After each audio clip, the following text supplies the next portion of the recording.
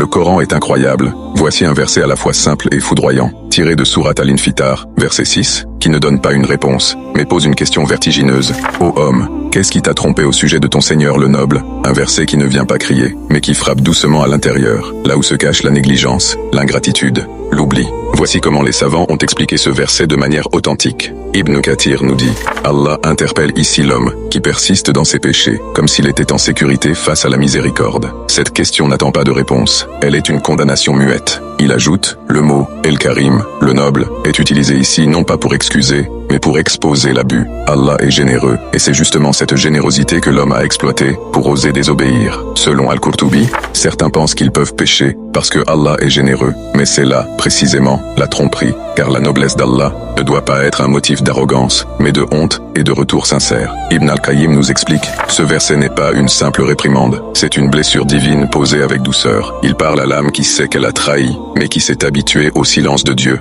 Ce verset, c'est Allah qui s'adresse à toi, directement. Il ne dit pas « aux croyants », ni « aux serviteurs », il dit « ô homme, toi, faible, négligent, en fuite ». Et il ne t'accuse pas, il te pose une seule question. Qu'est-ce qui t'a trompé au sujet de moi? Est-ce ma patience, mon silence, mon pardon répété, mon absence apparente? Qu'est-ce qui a fait que tu as cessé de te méfier de ton propre cœur? Que tu as cru que je ne voyais plus? Que tu as pensé que je ne comptais plus? Birabika al-Karim, ton Seigneur, le noble. Il ne dit pas le juge, le puissant, le vengeur. Il dit le noble, celui qui donne, même quand tu oublies de demander. Celui qui couvre, même quand tu multiplies les fautes. Celui qui attend, même quand tu pars sans dire pourquoi. Mais sa noblesse n'est pas une excuse, c'est un rappel, un miroir, un électrochoc. Comment as-tu pu trahir quelqu'un d'aussi noble? Ce verset est bouleversant. Il fait si mal, parce qu'il ne crie pas, il te regarde en silence. Il pose une question, et te laisse seul avec ta réponse. Et souvent, tu n'en as pas, parce que tu sais que tu as été trompé, par ton propre cœur, par ta paresse, par ton insouciance. Et ce verset ne te condamne pas par la colère, mais par l'évidence de ta propre lâcheté. Ce verset, c'est Allah qui t'appelle,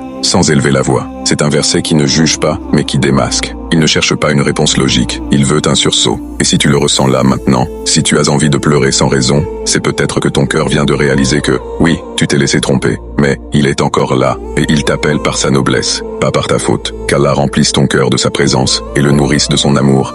Amin, en commentaire.